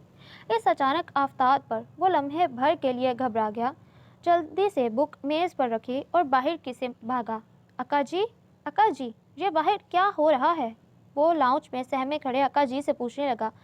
बेटा आगा, मेरी तो खुद समझ में नहीं आ रहा। थोड़ी देर में ब्लैक वर्दी में मलबूस गार्ड अंदर आया। आगा साहब, कुछ लोग हमारे घर के पास हवाई फायरिंग कर रहे हैं। लेकिन क्यों? आगा साहब, ये तो मैं नहीं जानता और ना ही वो बता रहे हैं। Oh shit! अकारम का ध्यान अचानक जियारा की सिमत गया। तुम जल्दी से जाओ और इन्हें रोको। अगर ना रुकें तो धक्के दे दे कर इस एरिया से बाहर निकालो। वो जल्दी जल्दी कहता अपने कमरे की सिमत भागा। वही हुआ जिसका डर था। अजियारा शेल्फ के कोने में दुबकी डरी सहमी दीवार से बिल्कुल चिपकी हुई थी। अजियारा, इसने धीरे से पुकारा। अकारम, वो फायरिंग। अकारम, वो लोग मुझे मार देंगे। वो मुझे मारने आए हैं। अजियारा इसे सामने पाते इसके सीने से जा लगी। अकारम, मुझे डर लग रहा है। वो हिचकियों से रो रही थी। आगा अकारम हुसैन सही मायनों में एक बार फिर परेशान हो गया। इतनी मुश्किल से इसने अजियारा को समेटा था और वो फिर बिखर कर रह गई थी। अजियारा, मेरी बात सुनो। वो इसे खुद से अलग करने की कोशिश कर रहा था, जिसके लिए वो कतई राजी ना थी। अजियारा, इसने कुछ देर खामोश रहने के बाद एक बार फिर धीमे से पुकारा। इस दौरान अब फायरिंग बंद हो गई थी, लेकिन फिर भी वो इसकी मजबूत बाहों में कँपा रही थी। आखिरकार आगा अकारम हुसैन ने अपने मजबूत बाजुओं में इस नाजुक पैकर को भरा और आराम से बेड पर लेटाया। आज इसने तमाम बंदिशें तोड़ दी थी। आज इसने अपने जज्बात के बेकाबू घोड़ों की लगाम की नकील आज़ाद कर दी। आज रात अकारम हुसैन ने अजियारा को, इसके डर खौफ को खुद में समेट लिया। तमाम दीवारें तोड़कर दूरियां नज़दीकियों में बदल डाली थीं। तुम्हें मुस्कुराना नहीं आता क्या? वो ऑफिस जाने के लिए तैयार खड़ा था। जाने इसके दिल ने क्या कहा कि वो बेड के पास खड़ी पलकों की बाढ़ गिराए, लबों को दांतों से कुचलती, उंगलियों को आपस में बेदर्दी से रगड़ती अजियारा के बिल्कुल सामने आ खड़ा हुआ। जी? वो आंखों में मासूमियत लिए इसे तकती चली गई। मैंने कहा, तुम्हें मुस्कुराना नहीं आता क्या? भाई, मैं ऑफिस जा रहा हूँ और शोहर के ऑफिस जाने पर बीवी के कुछ फ़राइज़ होते हैं। वो क्या होते हैं जी? उफ, यानी अब वो भी सिखाना पड़ेगा। ओके, तो अभी सिखा देते हैं। अकारम ने हाथ में पकड़ी कैप बेड पर रखी और दोनों हाथों के प्यालों में इसका छोटा सा चेहरा भरा और इसके चेहरे पर झुकता चला गया। इसकी गुस्ताखी पर अजियारा सर पटाकर 2 कदम दूर हटी थी। आगा अकारम ने मुस्कुराते हुए कैप उठाई और एक नज़र इसको देखता हुआ वहाँ से हटता चला गया। अजियारा की सहूलत के लिए अकारम ने अपना मुश्तरका कमरा ऊपर सेट कर लिया, जहाँ के दरवाजे और खिड़की साउंड प्रूफ लगवाए थे, इसलिए बाहर का मामूली सा शोर भी नहीं सुना जा सकता था। अजियारा सुबह से रात तक इसी कमरे में रहती। अक्का जी सुबह नाश्ता दे कर जाते, जो अकारम और अजियारा साथ मिलकर करते। دوپہر کو وہ بالکل نہیں کھاتی تھی، اس لیے رات اکارم اسے بڑی محبت سے خود اپنے ہاتھوں سے کھلاتا، کیونکہ وہ جان گیا تھا کہ اجیارا کھانے پینے کے معاملے میں بہت چور ہے۔ میں چاہوں تو تمہیں یہ 10 کروڑ رشوت دینے کے جرم میں اندر کر سکتا ہوں، مگر نہیں، میں جانتا ہوں تم نادان ہو، ناعقل، جو اپنے مالک کے حکم پر مجھ جیسے ایماندار اور بہادر آفیسر کو یہ نذرانہ پیش کرنے چلے آئے ہو۔ اکارم حسین بڑے آرام سے اپنی پشت بیک چیئر سے ٹیک لگائے براجمان تھا، اور سامنے رافیل بھٹی حیات کا آدمی کھڑا تھا، جس نے نوٹوں سے بھرا میرون بریف کیس میز پر ڈی ایس پی اکارم کے آگے کھول کر رکھا تھا، جو کہ بقول اس کے یہ چھوٹا معمولی سا اس کی بہادری کا تحفہ ہے۔ جاؤ اسے واپس لے جاؤ، اور رافیل حیات سے کہنا کہ وہ اور پولیس آفیسرز ہوں گے جو تم جیسے بزدل کی غلامی کرتے ہیں اور اپنا سر تسلیم خم کرتے ہیں۔ آگا اکارم حسین اپنی چہر سے کھڑا ہوا، اس کے چہرے پر غصے کی لالی تھی، آنکھوں میں ایک طرح کا عزم بڑھ چڑھ کر بول رہا تھا۔ اور ایک بات اور، بریف کیس بند کر کے لے جاتے شخص کو اکارم نے ایک بار پھر روکا، اس سے کہنا کہ یہ روپے سنبھال کر رکھے، اس کے بیٹے کے کفن کے لیے کام آئیں گے، اور اگر یہ بھی کم پڑے تو اس سے دگنی رقم مجھ سے لے لے۔ آؤٹ۔ وہ اپنی چیئر پر واپس بیٹھ گیا اور میز سے ریڈ فائل اٹھائی اور اسے کھول کر پڑھنے لگا۔ وہ فائل پڑھنے میں مگن تھا جب ہی اکارم کا موبائل سر چکھا۔ موبائل اسکرین پر نام دیکھ کر وہ دھیرے سے مسکرایا، ہاتھ میں پکڑی فائل میز پر رکھی اور اوکے کا بٹن پش کر کے کان سے لگایا۔ السلام علیکم ڈیڈ۔ خاصی گرم جوشی سے سلام کیا گیا، جس کا اسی گرم جوشی سے جواب آیا، کیسے ہیں آپ؟ اور وہاں کے حالات سازگار کیسے ہیں؟ وہ مسکراتا ہوا بولا، ہم تو ٹھیک ہیں، لیکن حالات سازگار کافی ناسازگار ہیں، جسے ٹھیک کرنے کی تگ و دو میں ہم ادموئے ہوئے جا رہے ہیں۔ ان کے بولنے کا انداز ایسا تھا کہ اکارم کو اپنی ہنسی ثابت کرنے میں بہت دشواری آئی۔ اوہ ڈیڈ، آپ تو جانتے ہیں یہاں کا مسئلہ کتنا گمبھیر اور پیچیدہ ہے۔ وہ تو ٹھیک ہے جان، مگر یہاں کا مسئلہ بھی تو بہت بگڑتا جا رہا ہے، انہوں نے بڑے دھیمے لہجے میں کہا۔ اچھا ایک بات تو بتاؤ، وہ لڑکی کیا بہت خوبصورت ہے جس کے پیچھے آپ نے اپنی مما کی پسند کی گئی تمام حسین اور الٹرا ماڈرن لڑکیوں کو ریجیکٹ کر دیا؟ وہ دونوں باپ بیٹے کم اور دوست زیادہ تھے ایک دوسرے کے، اس لیے اپنی ہر پرابلم ایک دوسرے سے شیئر کرتے اور اسے ڈسکس بھی کیا کرتے۔ نو ڈیڈ، میں نے نہ تو اس کی خوبصورتی دیکھ کر اس سے شادی کی اور نہ ہی اس کی خوبصورتی۔ ڈیڈ، میں نے اسے عزت دینے کے لیے، تحفظ دینے کے لیے اس سے شادی کی، معاشرے میں ایک مقام دینے کے لیے اسے اپنا نام دیا، اور ڈیڈ جانتے ہیں اتنے کم وقت میں وہ لڑکی آپ کے جان کی رگے جان بن چکی ہے۔ اجیارا کے ذکر پر چھیم کر اس کی آنکھیں کے سامنے اس کی چھبی اتری، جس پر وہ دھیمے سے مسکرا دیا۔ ڈیڈ پلیز آپ ماما کو سمجھائیے، اس نے بڑی آس سے ریکویسٹ کی۔ مائی چائلڈ، آج کل ہم اپنا لیب چھوڑ کر اسی کام پر تو لگے ہیں۔ مجھے فخر ہے اپنے ہونہار بیٹے پر جس نے نیک نیتی کے تحت اس لڑکی کو اپنایا، لیکن اکارم، تمہاری ماما کا غصہ بھی بجا ہے، آخر کو ان کے ارمانوں پر آپ نے پانی پھیر دیا۔ وہ مسکرا کر بولے، اینی ویز آپ وہاں کا پرابلم جلد از جلد سولو کریں، میں یہاں آپ کی ماما کو سنبھالتا ہوں۔ Oh thank you dad, you are so great. کتنے ہی دیر تک ان دونوں نے ایک دوسرے سے ادھر ادھر کی مزید باتیں کی۔ وہ شام کے 7 بجے گھر داخل ہوا تو اکا جی کو بے صبری سے انتظار میں ٹہلتا پایا۔ ارے اکا جی، خیریت، کیا ہوا؟ وہ ان کی پریشانی بھی بھان گیا جو ان کے چہرے سے ہوا دی تھی۔ آگا بیٹے، آ گئے تم؟ بیٹا، دلہن بیٹا بہت ڈری ہوئی ہے، وہ اپنے کمرے میں رو رہی ہے۔ دونوں ملازمائیں گئی تھیں ان کے پاس، مگر دلہن بٹیا نے انہیں اپنے پاس نہیں آنے دیا، رو رو کے ہلکان ہو گئی ہے بچی۔ وہ دن بھر کی تمام رودات بڑی بے تابی سے اس کے گوش گزار کر رہے تھے۔ آج دوپہر کو فون آیا تھا، ملازمہ نے کہا کہ مسز اجیارا کو بلائیے۔ جب سے اس نے فون سنا ہے وہ ریسیور پھینک کر بھاگتی ہوئی کمرے میں بیٹھی ہے، ابھی تک رو رہی ہے۔ فون کس کا تھا؟ اب اسے مزید فکر کے ساتھ ساتھ تشویش ہونے لگی۔ آگا بیٹا، یہ تو مجھے نہیں معلوم۔ اچھا آپ زیادہ فکر نہ کریں، میں دیکھتا ہوں، آپ جائیے آرام کیجیے۔ وہ جلدی سے اوپر کمرے میں آیا۔ اکارم، اکارم، آپ اتنی دیر میں کیوں آئے؟ قدموں کی آہٹ پر اجیارا دوڑتی ہوئی اکارم کے سینے سے جا لگی۔ جانے اکارم، کیا ہوا ہے مجھے بتاؤ۔ وہ اس کا سر بڑے پیار سے سہلا رہا تھا۔ کارم، وہ نیچے اس مشین میں ایک آدمی بول رہا تھا، وہ روتی ہوئی اٹک اٹک کر بول رہی تھی۔ مشین؟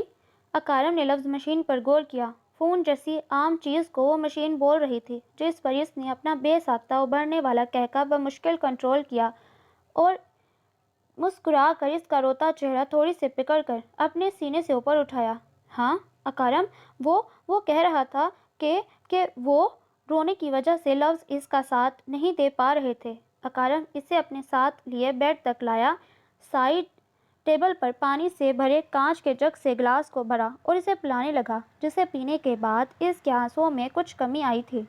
اب مجھے آرام سے بتاؤ کہ اس نے تمہیں کیا کہا تھا؟ اکارم نے گلاس واپس میز پر رکھا۔ وہ کہہ رہا تھا کہ وہ مجھے مار دے گا، اگر میں نے کسی کو بھی کچھ بتایا تو مجھے مار دے گا۔ بولنے کے بعد اس نے اپنی دونوں ہتھیلیوں سے اپنا چہرہ ڈھانپ لیا۔ کچھ دیر تک اکارم اس کے روتے وجود کو بغور تکتا چلا گیا۔ آخر کون ہو سکتا ہے؟ اس کی سوچ تیزی سے کام کر رہی تھی۔ پھر اپنی سوچوں کو پیچھے دھکیلتے اس کے چہرے سے دونوں ہاتھ اٹھائے، اس کا آنسوؤں سے بھرا چہرہ اپنے ہاتھ سے صاف کیا۔ تم جانتی ہو تم کون ہو؟ وہ اس کی آنکھوں میں آنکھیں ڈالے بولا۔ تم ایک مشہور سائنسدان آغا شہام حسین کی بہو اور جانباز ڈی ایس پی آغا اکارم حسین کی بیوی ہو۔ تمہیں نقصان پہنچانے کے بارے میں وہ لوگ 1000 بار سوچیں تو کم ہے، اس لیے کسی میں اتنی ہمت اور جرأت نہیں کہ وہ تمہارا بال بھی بانکا کر سکے۔ کہتے کہتے اس نے اپنے سر پر سجی پولیس کیپ اتار کر اس کے سر پر رکھی۔ تمہیں کسی سے ڈرنے کی ضرورت نہیں، اوکے؟ رات کے 1 بجے تھے۔ اکارم کھڑکی کے پاس رکھی راکنگ چیئر پر بیٹھا بک کا مطالعہ کر رہا تھا اور اجیارہ بیڈ پر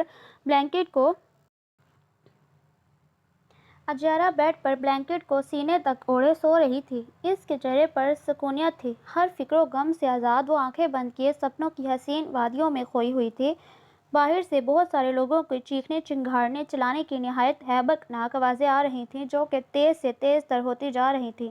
اکارم نے آج کھڑکی کے دونوں پٹ کھول رکھے تھے تاکہ کچھ ٹھنڈی ہوا کے جھونکوں سے بھی لطف اندوز ہو سکے، لیکن اسے کیا خبر تھی کہ آج یہ سب اچانک ہو جائے گا۔ اکارم راکنگ چیئر سے اٹھ کھڑا ہوا اور آ کر کھڑکی کے پار باہر دیکھنے لگا، لیکن شور میں کمی کے بجائے مزید اضافہ ہوا۔ اجیارہ کی آنکھ ہڑبڑا کر کھلی، اس کی سانس دھونکنے کی مانند چل رہی تھی، ہلکی ہلکی سی خنکی میں بھی وہ پسینے میں نہا گئی۔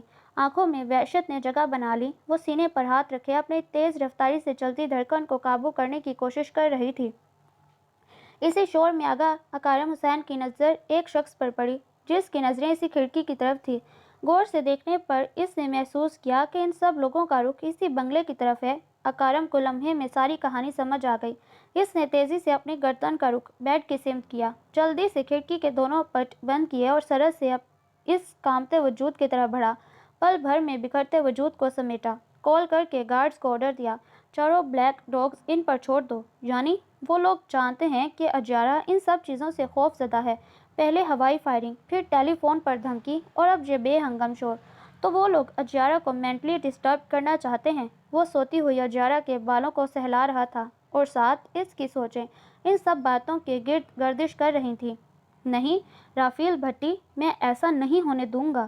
اس کی آنکھوں میں بے پناہ نفرت اتر آئی، رافیل بھٹی کے خلاف۔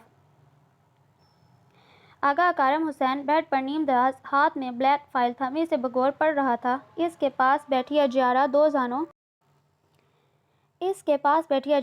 زانوں اس کے موبائل سیٹ کے بٹن سے کھیل رہی تھی۔ موبائل کی بیپ زور سے بجی۔ اجیارہ کے ڈر کے مارے زور سے چیخ نکلی۔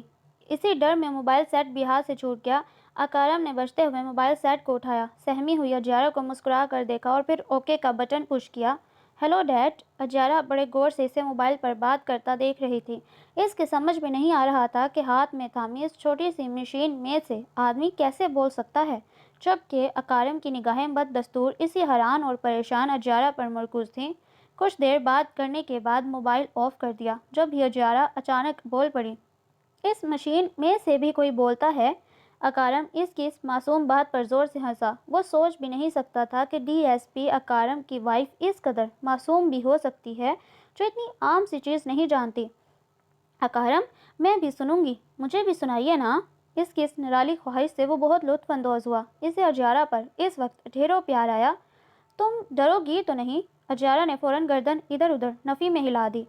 اکارم کی موجودگی میں اب اسے بالکل بھی ڈر نہیں لگتا تھا۔ جب یہ اکارم نے سانگ ریکارڈنگ کا بٹن پش کیا اور اجیارا کو ہاتھ بڑھا کر اپنے نزدیک کھینچا، پھر اس کے کان پر موبائل لگایا جس پر کوئی سانگ چل رہا تھا۔ اجیارا نے موبائل پر ہاتھ رکھا اور اپنا سر اکارم کے بازو پر دھر دیا۔ وہ بڑے مزے سے موبائل پر سانگ سن رہی تھی۔ اکارم نے اسے پیار بھری نظر سے دیکھنے کے بعد ایک بار پھر سے بلیک فائل میں گم ہو گیا، جسے فون سنتے سمے بیڈ کی سائن پر رکھ دیا تھا۔ کم از کم 15-20 منٹ ہو گئے تھے۔ اس نے اپنے بازو پر دھرے اجیارا کے سر کو دیکھا جس کی آنکھیں اب بند تھیں، شاید وہ سو چکی تھی۔ اکارم نے اس کے کان سے موبائل اٹھایا، اسے آف کر کے رکھا، پھر بڑے آرام سے اس کے سر کو تکیے پر دھرا۔ سوتی ہوئی وہ بہت معصوم اور بھولی بھالی لگ رہی تھی۔ اکارم نے اس کے ماتھے پر آہستگی سے بوسہ دیا اور بلینکٹ کو سینے تک اڑا کر وہاں سے اٹھ کر کھڑکی کے پاس رکھی راکنگ چیئر پر آ بیٹھا۔ سمجھ میں نہیں آ رہا، آخر یہ کیس حل کیسے کروں؟ اجیارا ٹھیک تو ہو گئی ہے مگر ابھی اس قابل نہیں، شاید کہ عدالت میں جا کر عباد بھٹی کے خلاف گواہی دے۔ میں کیسے بات کروں اجیارا سے؟ راکنگ چیئر پر جھولتا اکارم تمام تر سوچوں میں اجیارا کو ہی سوچ رہا تھا۔ یہ زندگی میں بہت سے حل کیے گئے کیسز میں سے پہلا کیس تھا جو کسی طور حل ہو کر نہیں دے رہا تھا۔ صرف 10 دن رہ گئے تھے مہینہ ختم ہونے میں اور معاملہ ابھی تک جوں کا توں اٹکا پڑا تھا۔ رات کا جانے کیا بجا تھا جب اجیارا کی آنکھ کھلی۔ کمرے میں 0 پوائنٹ کا بلب جل رہا تھا۔ اکارم اس کے برابر میں دوسری طرف کروٹ لیے سو رہا تھا۔ اجیارا کی آنکھوں سے نیند غائب ہو چکی تھی۔ وہ اپنی جگہ سے اٹھی اور تھوڑی دیر ٹہلنے کے بعد کھڑکی کی طرف بڑھ گئی۔ پردہ ہٹا کر نیچے جھانکا تو لان میں کوئی سایہ ٹہلتا دکھائی دیا۔ اجیارا کی تو جان ہی نکل گئی۔ وہ جلدی سے سوتے ہوئے اکارم کے پاس بھاگی اور اسے کاندھے سے پکڑ کر جھنجھوڑا۔ اکارم، اکارم، وہ دیکھیے نیچے چور آ گیا ہے۔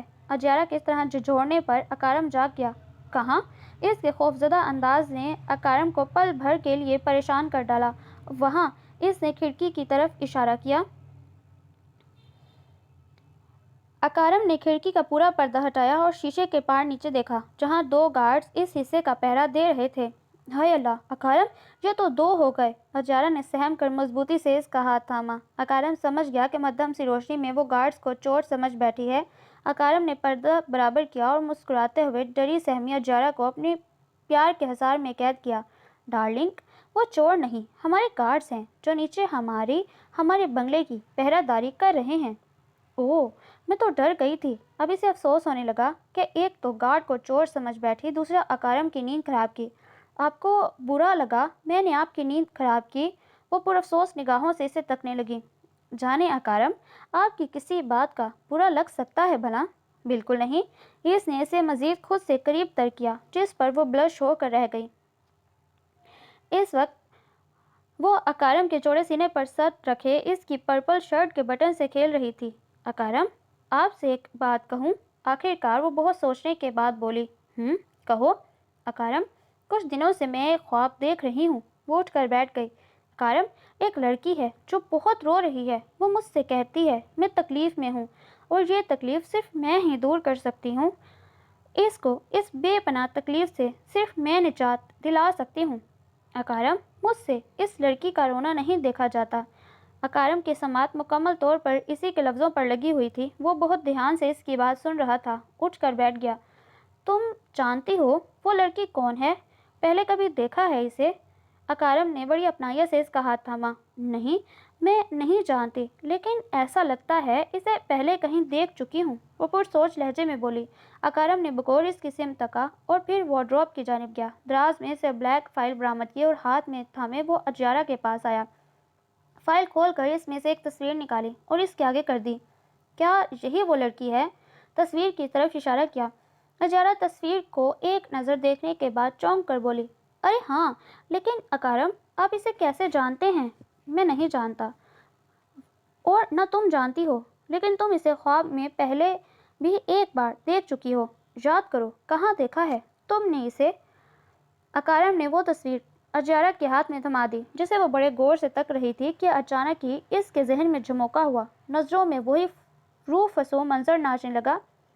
اس منظر کی تمام درواہ ہو گئے جو اکارم نے اپنی بے پناہ محبت سے بند کر دیے تھے، بھلا دیا تھا۔ وہ خوفناک جان لیوا نظارہ جو آج پھر سے اسے سب کچھ یاد دلا گیا، وہ دل دہلا دینے والا منظر جس سے ہر انسان کو دیکھنے کے بعد رونگٹے کانپ اٹھے، روح تڑپ اٹھے، یاد آیا۔ آگا اکارم نے چھپ کر اس کے آنسو بھری آنکھوں میں جھانکا۔ لمحوں میں اس کے چہرے کی رنگت بدلی، رنگت بالکل سفید ہو گئی تھی جب جسم میں خون کا قطرہ بھی نہ رہا ہو۔ اجیارا نے ہاتھ میں پکڑے اس لڑکی کی تصویر خود سے جھٹکے سے الگ کی اور سرد سے بیڈ سے اتر کر دور جا کھڑی ہوئی اور اکارم کو خوف زدہ نگاہوں سے دیکھنے لگی۔ اجیارا، کیا ہوا؟ وہ اٹھ کر اس کے قریب چلا آیا۔ میں جانتا ہوں تم سب کچھ جانتی ہو، تم نے وہ سب اپنی آنکھوں سے دیکھا ہے۔ دیکھو اجیارا، اگر تم نے ابھی بھی کچھ نہ بولا تو یہ لڑکی ہمیشہ تکلیف میں رہے گی، اس کی روح کو چین نہیں ملے گا۔ اس نے اجیارا کے دونوں ہاتھ تھامے۔ کیا تم نہیں چاہتی ہو اس لڑکی کی روح کو سکون مل جائے، اس کی تکلیف، اس کی اذیت ختم ہو جائے؟ وہ بڑے پیار اور آرام سے اسے سمجھا رہا تھا جو کہ کچھ اس کی سمجھ میں آ رہا تھا۔ بولو اجیارا، تم چاہتی ہو نا یہ لڑکی سکون میں ہو جائے؟ اکارم کی بات پر اجیارا نے اسبات میں گردن ہلائی۔ لیکن اکارم، وہ لوگ مجھے مار دیں گے۔ اس کا خوف تھا کہ ختم نہیں ہو رہا تھا، اس میں مزید اضافہ ہو رہا تھا۔ اجیارا میری جان، میں نے کہا نا، کسی میں بھی اتنی ہمت نہیں کہ وہ تمہارا کچھ بگاڑ سکے۔ اور پھر کیا تمہیں مجھ پر بھروسہ نہیں؟ اکارم نے اس کا خوف سے زرد چہرہ اپنی چوڑی ہتھیلیوں میں بھرا جس پر اس نے ہولے سے اسبات میں گردن ہلائی۔ میری بے پناہ محبت پر یقین ہے نا تمہیں؟ اجیارا، میں تمہیں بہت چاہتا ہوں، میں تمہیں کبھی کوئی تکلیف نہیں دوں گا۔ وہ آج اسے ہر طرح راضی کر لینا چاہتا تھا کیونکہ مہینہ ختم ہونے میں صرف 2 دن باقی تھے اور 2 دن بعد اجیارا کی عدالت میں پیشی۔ اکارم نے جتنی کوشش اس کیس پر کی تھی اس سے کئی گنا اجیارا پر کی تاکہ وہ پہلے کی طرح ایک نارمل زندگی گزار سکے، اس طرح ڈر کر نہیں۔ اور پھر وہ اکارم کی شریک حیات بھی تھی۔ ارے حیات بھٹی صاحب، آپ بے فکر رہیے، مہینہ ختم ہونے میں صرف کل کا وقت رہ گیا ہے، پھر آپ کا بیٹا باہر آ جائے گا۔ آخر کو 15 لاکھ کا معاملہ ہے، ہم نے کوئی کچی گولیاں نہیں کھیلی۔ اس لڑکی کو میں نے مینٹلی ڈسٹرب کرنے میں کوئی کسر نہیں چھوڑی۔ انسپکٹر فرحان کرسی پر بیٹھا دونوں پاؤں اوپر ٹیبل پر پھیلائے بڑے سکون سے فون پر بات کر رہا تھا، اس بات سے بے خبر کہ کوئی دروازے کی اوٹ سے اس کی یہ سودے بازی کی گفتگو بڑے دھیان سے سن رہا ہے۔ آپ دیکھیے گا رافیل بھٹی صاحب، وہ عدالت میں اگر آ گئی تو کچھ بول نہ سکے گی، اس کی زبان بند ہی رہے گی۔ بس آپ میرے پیسے تیار رکھیے گا۔ وہ بڑی بے صبری سے بولا۔ اس کی یہ مکروہ ہنسی خبیث گفتگو باہر کھڑے اکارم کو غصے سے سرخ کر گئی، آنکھوں میں شرارے دوڑنے لگے۔ اس سے زیادہ ضبط نہ ہو سکا، اسی لیے فوراً اندر آیا۔ انسپکٹر فرحان کی تو سٹی گم ہو گئی۔ ڈی ایس پی آغا اکارم حسین کو اپنے کمرے میں اچانک دیکھ کر اس نے ریسیور کو کریڈل پر رکھا اور مؤدب انداز میں سیدھا ہو گیا۔ اکارم نے غصے سے اپنا بھاری بھرکم مکہ اس کے جبڑے پر دے مارا، وہ جو سہ نہ سکا اور دور جا گرا۔ تم جیسے ضمیر فروش، بے ایمان اور غدار پولیس انسپکٹر کی وجہ سے ہی ہمارا ڈپارٹمنٹ بدنام ہے۔ اس نے بڑھ کر انسپکٹر فرحان کا گریبان پکڑا۔ اسی لیے ہمارا ملک ترقی کی راہوں پر جاتے جاتے دوبارہ پیچھے دھکیل دیا جاتا ہے۔ جی تو چاہتا ہے کہ چوک پر کھڑا کر کر تم جیسے غدار کو زندہ جلا دوں۔ حوالدار، حوالدار! اکارم نے زور سے چیخ کر حوالدار کو پکارا جس نے فوراً حکم کی تعمیل کی۔ بند کر دو اسے لاک اپ میں۔ اکارم نے اسے حوالدار سمیت دھکیلا۔ اکارم سوچ بھی نہیں سکتا تھا کہ جسے وہ دوست سمجھتا ہے وہی دوست کے روپ میں دشمن ہے، اس کا ہی نہیں، اس پورے پولیس ڈپارٹمنٹ کا اور اس ملک کا۔ اجیارا اکارم اس وقت عدالت میں کٹہرے میں خوفزدہ ڈری سہمی کھڑی تھی۔ وہ ڈی ایس پی اکارم کٹہرے سے باہر وردی میں ملبوس تھوڑے سے فاصلے پر کالے کوٹ میں وکیل اس کے پاس آیا اور اس سے وہ پوچھنے لگا جو 23 فروری کی شام سینما کے پاس اس نے دیکھا۔ بالکل سامنے کٹہرے میں عباد بھٹی افسردہ چہرہ لیے کھڑا تھا۔ وکیل نے اس کے خاموش رہنے پر اپنا سوال ایک بار پھر دہرایا۔ اجیارا نے خوف زدہ سی نظروں سے اپنے پاس کھڑے آغا اکارم حسین کو دیکھا۔ وہ اس سے آس بھری امید سے دیکھ رہی تھی جیسے وہ اسے دل دہلا دینے والے سوال سے بچا لے گا۔ اجیارا، ڈرو نہیں، میں ہوں نا، شاباش، بولو، جواب دو وکیل صاحب کے سوال کا۔ وہ جانتا تھا کہ وہ ڈری ہوئی ہے، اس لیے منٹ منٹ پر اپنے ہونے کا یقین دلا رہا تھا، حوصلہ دے رہا تھا۔ اجیارا کی آنکھوں میں وہ منظر ایک بار پھر گھومنے لگا۔ میں اپنے ماما مومانی اور ان کے بچوں کے ساتھ سینما فلم دیکھنے گئی تھی جی۔ اس نے اٹک اٹک کر بولنا شروع کیا۔ سینما سے اٹھ کر میں باہر آئی تو آپ سینما سے باہر کیوں آئی تھی؟ وکیل نے اس کی بات کاٹ کر سوال پوچھا۔ جی وہ میری مومانی نے بھیجا تھا۔ کیوں؟ جھٹ پوچھا گیا۔ وہ باہر سے پانی لانے جی، ان کا بیٹا رو رہا تھا پیاس کے مارے، وہ حد سے زیادہ گھبرا رہی تھی۔ اس نے کٹہرے کے ڈنڈے کو سختی سے پکڑ رکھا تھا، یہاں تک اس کی ہتھیلیاں تک بھیگنے لگی۔ خوف کی وجہ سے چہرہ حد درجہ زرد ہو گیا، جیسے اس کے جسم کا سارا خون نچوڑ لیا گیا ہو۔ پھر کیا ہوا؟ پھر میں پانی لے کر سینما میں واپس جا رہی تھی کہ ایک لڑکی کی چیخ سنائی دی۔ تو آپ اس لڑکی کی چیخ سن کر وہاں چلی گئی؟ وکیل نے پوچھا۔ جی میں وہاں گئی تھی۔ پھر آپ نے وہاں کیا دیکھا؟ میں نے جی ایک لڑکی کو ایک لڑکے کے ساتھ لڑتے ہوئے دیکھا۔ مجھے نہیں معلوم کہ وہ کس بات پر لڑ رہے تھے۔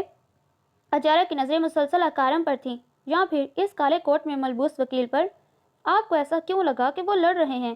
جی وہ دونوں آپس میں زور زور سے باتیں کر رہے تھے، اور اس لڑکے نے جی کسی بات پر اس لڑکی کے منہ پر تھپڑ مارا۔ وہ آگے کہتے کہتے رک گئی۔ اس کی سانس بہت حد تک پھول گئی، جیسے بہت دور سے میلوں کا سفر طے کر آئی ہو۔ اوکے، آگے کیا دیکھا آپ نے؟ وکیل اس کی خاموشی پر بول پڑا۔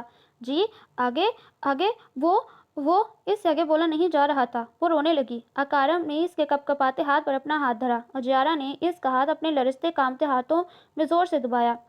بولیے مسز اکارم، آپ نے کیا دیکھا؟ وکیل نے اس کی ہمت بڑھانے کی کوشش کی، کیونکہ اکارم نے وکیل کو اجارہ کی کنڈیشن کے بارے میں بتا دیا تھا۔ جی آگے؟ اس نے اپنے سوکھے لبوں کو زبان سے تر کیا، پھر تھوڑی ہمت کر کے بولی۔ ہاتھ بد دستور اسی طرح تھامے رکھا تھا، بلکہ اب مزید گرفت مضبوط کی۔ اس لڑکے نے غصے میں آ کر اپنی جیب سے بڑا سا چھرا نکالا اور اس لڑکی کی گردن پر پھیر دیا، جس سے اس کی آدھی گردن کٹ کر سائڈ پر لٹک گئی۔ بولتے بولتے اس کی آنکھوں میں آنسوؤں کی روانی آ گئی، اور پھر اس کے جسم سے ایک ہاتھ اور ایک پیر الگ کر دیا۔ بول کر اس نے اپنا سر اکارم کے پکڑے ہاتھ پر دھر دیا اور ہچکیوں سے رونے لگی۔ اتنی بری موت کسی لڑکی کی سن کر عدالت میں موجود ہر شخص کے رونگٹے کھڑے ہو گئے۔ جب یہ سن کر ان کی روح کانپ اٹھی تو حقیقت میں یہ موت، اتنی بھیانک موت دیکھنے کے بعد کسی کمزور دل کے حواس تو گم ہو ہی گئے ہوں گے۔ کچھ لمحوں تک تو ہر شخص سناٹے میں رہ گیا، بالکل خاموش ہو گئی تھی، یہاں تک کہ ٹائپر کی تیز چلتی انگلیاں تک لمحے بھر کے لیے ساکت ہوئیں، اور اس خاموشی میں اگر کوئی آواز تھی تو صرف اجارہ کی ہچکیوں تھی، اس کی سسکیوں کی، جو چاروں طرف گونج رہی تھیں۔ وکیل ایک گہری سانس خارج کرتا اجارہ کی سمت آیا۔ تو مسز اکارم، آپ نے اس لڑکی کا جس لڑکے کو اتنی بے رحمی سے قتل کرتے دیکھا، کیا یہ وہی شخص ہے؟ وکیل نے دوسرے کٹہرے میں کھڑے آباد بھٹی کی طرف اشارہ کیا۔ اجارہ نے اپنا چہرہ اٹھایا اور نظریں سامنے کھڑے اس شخص پر ٹکا دیں۔ عدالت میں موجود یہ تیسرا شخص تھا جسے اجارہ نے نظر اٹھا کر دیکھا۔ اس کی تو جان ہی نکل گئی۔ اسے لگا جیسے وہ ابھی فنا ہو جائے گی، ابھی اس کے جسم سے پھرتی سے روح پرواز کر جائے گی۔ اس نے مزید مضبوطی سے اکارم کے ہاتھ پر اپنی گرفت سخت کی۔ کہیے مسز اکارم، کیا یہ وہی شخص ہے؟ وکیل بار بار اس سے سوال کی تکرار کر رہا تھا۔ جی ہاں اکارم، یہ مجھے مار دے گا اکارم، یہ مجھے مار دے گا۔ وہ بڑی پھرتی سے کٹہرے سے باہر نکلی اور سیدھا جا کر اکارم کے اندر سما گئی۔ اپنا آپ اس نے وہاں موجود ہر شخص سے چھپانے کی کوشش کی۔ وکیل نے آگے کچھ بھی پوچھنا غیر مناسب سمجھا، اس لیے وہاں سے ہٹتا چلا گیا۔ دیکھا جج صاحب آپ نے، کتنا بے رحم جابر صفت انسان ہے یہ، جس نے یہ بھی نہ سوچا کہ جس کا قتل کر رہا ہے، جس بے رحمی سے مار رہا ہے، وہ ایک لڑکی تھی، ایک کمزور نازک بے بس لڑکی، اور صرف اس بات پر اس انسان نے اس کا بے رحمی سے قتل کر ڈالا کہ اس لڑکی نے اس کی ہوس کا شکار ہونے سے خود کو منع کر دیا، جس پر اس جلاد نے اس پر قاتلانہ حملہ کیا۔ صرف اتنی سی بات پر اس معصوم کا اتنی بے رحمی سے قتل۔ وکیل نے سر جھکایا، بات بٹی کو گھور کر دیکھا، اور جب مسز اکارم حسین نے اسے قتل کرتے دیکھا تو انہیں مینٹلی ٹارچر کیا گیا، ان کے گھر جا کر ان پر تشدد کروایا، انہیں دھمکیاں دی گئی، جو کہ اگر ڈی ایس پی آغا اکارم حسین انہیں نہ سنبھال لیتے تو مس اجارہ کی یا تو موت ہو چکی ہوتی یا پھر زندہ رہنے کے قابل ہی نہ چھوڑا ہوتا۔ جج صاحب، یہ شخص کٹہرے میں کھڑا انسانیت کے نام پر بدنما داغ صرف رحمانیہ ابراہیم کا ہی نہیں، اس معصوم لڑکی مس اجارہ کا بھی قاتل ہے۔ اسے تو ایسی سزا ملنی چاہیے، موت کی تمنا کرتے ہوئے بھی موت اس سے دور رہے، زندگی حد درجہ تنگ ہو جائے اس پر۔ وکیل بول چکا، واپس اپنی سیٹ پر آ بیٹھا۔ اب جج فیصلہ اب فیصلہ جج کا تھا اور عدالت میں موجود ہر شخص کی نگاہوں میں آباد بھٹی کے لیے حد درجہ نفرت ہی نفرت سوائے اس کے باپ رافیل بھٹی کے بس نہیں چل رہا تھا وہاں پر بیٹھے لوگوں کا کہ اگر یہ حیوان ہاتھ لگ جائے تو اس کے ساتھ کیا کر ڈالیں، ایسی سزا دیں کہ لوگوں کے لیے تا عمر عبرت بن جائے۔ مگر وہ سب سامنے اونچی مسند پر بیٹھے جج کے فیصلے کے منتظر تھے۔ گواہ اور بیان کو مد نظر رکھتے عدالت اس نتیجے پر پہنچی ہے کہ ملزم آباد بھٹی ولد رافیل بھٹی ایک سنگین گناہ کرنے کے سزا کے حقدار ہیں۔ انہوں نے نہ صرف رحمانیہ ابراہیم کو بے رحمی سے قتل کیا بلکہ اجیارہ کے ساتھ بھی ناانصافی کرنے کی کوشش کی۔ اس لیے عدالت آباد بھٹی کو یہ حکم سناتی ہے کہ وہ جرمانے کے طور پر 25,000 بھرے اور آباد بھٹی کو 15 دن کی کال کوٹری میں 24 گھنٹے نظر بند رکھا جائے اور پھر وہاں سے نکلنے کے بعد 1 ماہ تک حراست میں رکھا جائے۔ اس کے بعد دفعہ 420 کے تحت پھانسی کی سزا دی جائے۔ اس کے علاوہ اس کام میں اور بھی جو لوگ انوالو تھے جیسے انسپکٹر فاران انہیں سسپینڈ کے ساتھ ساتھ 7 سال کی سزا دی جائے اور پولیس کو آرڈر ہے کہ مس اجیارہ کیس میں ان پر جس نے بھی مینٹلی ٹارچر کرنے کی کوشش کی انہیں فوراً سے بیشتر گرفتار کیا جائے۔ جج صاحب نے اپنا فیصلہ سنایا۔ بہت بڑے مشہور صنعت کار ہیں نا آپ، بہت اثر و رسوخ رکھتے ہیں، بہت دولت ہے آپ کے پاس، لیکن یہ سب آج آپ کے بیٹے کے لیے بالکل کام نہ آئی۔ آج یہ سب بیکار ہے۔ افسوس مجھے اس بات کا نہیں کہ مجھے اتنی کڑی سزائیں سنائی گئیں، افسوس تو مجھے اس بات کا ہے کہ آپ جیسا شخص میرا باپ ہے جس نے میری تربیت ایسی کی۔ کاش کہ آپ جیسے رئیس باپ اپنے بیٹوں کی معمولی سی غلطی پر بھی اسے ٹوک سکتے، اسے ڈانٹ سکتے، ان کے کی گئی غلطیوں کی سزا انہیں دے سکتے تو آج میرا یہ حال نہ ہوتا۔ آباد بھٹی کہہ کر رکا نہیں، وہ جا رہا تھا۔ اس کی چال میں کسی ہارے ہوئے جواری جیسی لڑکڑاہٹ تھی جسے راویل بھٹی نے بڑے افسردہ انداز میں دیکھا۔ ٹی ایس پی آغا اکارم حسین یہ کیس جیت گیا تھا۔ آج کل وہ اخبار کی سرخیوں کی زینت تھا۔ اس کا عہدہ بڑھ گیا اور اس نے واپس اپنا ٹرانسفر اسلام آباد کے سرسبز شہر میں کرا لیا۔ ویسے بھی وہ اب اجیارہ کو اس کراچی شہر میں نہیں رکھنا چاہتا تھا۔ اسلام آباد کے حسین ولا میں اس کا شاندار استقبال کیا گیا۔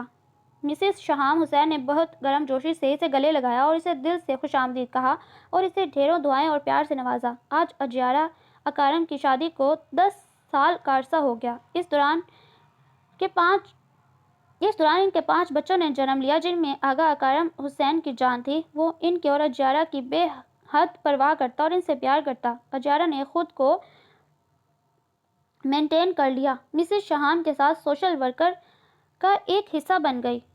کیوں بھائی مسز اکارم کہاں جانے کی تیاری ہے؟ اکارم کمپیوٹر پر بیٹھا آنکھوں پر آئی گلاسز لگائے کسی پروجیکٹ پر کام کر رہا تھا جب ہی اس کی نظر ڈریسنگ روم سے نکلتی پرپل جارجٹ کے ہلکے گولڈن کام والی ساڑی باندھے اجیارہ پر پڑی، جس کے چہرے پر ہلکے لائٹ سے میک اپ نے بہت خوشگواریت پیدا کی۔ ہم رنگ جویلری میں وہ بہت حسین اور خوبصورت لگ رہی تھی۔ ساڑی کا پلو درست کرتی وہ اکارم کے پاس رکھی چیئر پر ٹک گئی۔ وہ آج مسز نائل نے پارٹی رکھی ہے، وہیں جا رہے ہیں؟ بڑی سہولت سے اسے جواب دیا۔ اکارم نے کمپیوٹر آف کیا اور اپنا رخ اجیارہ کی سمت کیا۔ اس نے اجیارہ کا اوپر سے نیچے تک جائزہ لیا۔ ایک کام کرو، آج مت جاؤ۔ لہجہ کافی پرشوخی لیے ہوئے تھا جس پر اجیارہ مسکرائی۔ اسی وقت اس کا موبائل چیخ پڑا۔ لو تمہاری یہ مشین بول پڑی۔ اس نے اجیارہ کے ہاتھ میں پکڑے موبائل سیل کی طرف اشارہ کیا۔ اجیارہ نے اسے مصنوعی غصے سے گھورا اور پھر اوکے کا بٹن پش کر دیا۔ اس نے آنے سے معذرت کی۔ آپ ابھی تک نہیں بھولے یہ بات؟ اجیارہ نے موبائل سائڈ پر رکھا۔ ارے واہ، کیوں بھول جاؤ؟ یہ تو میرے لیے انٹرسٹنگ یادیں ہیں، جیسے کہ یہ مشین صاحب جی۔ اور وہ کیا تھا؟ اکارم نے ذہن پر زور ڈالنے کی شاندار ایکٹنگ کی۔ ہاں ماما کے پاس جانا ہے۔ اکارم خود ہی کہہ کر ہنسنے لگا۔ اکارم؟ اجیارہ نے اسے ٹوکا۔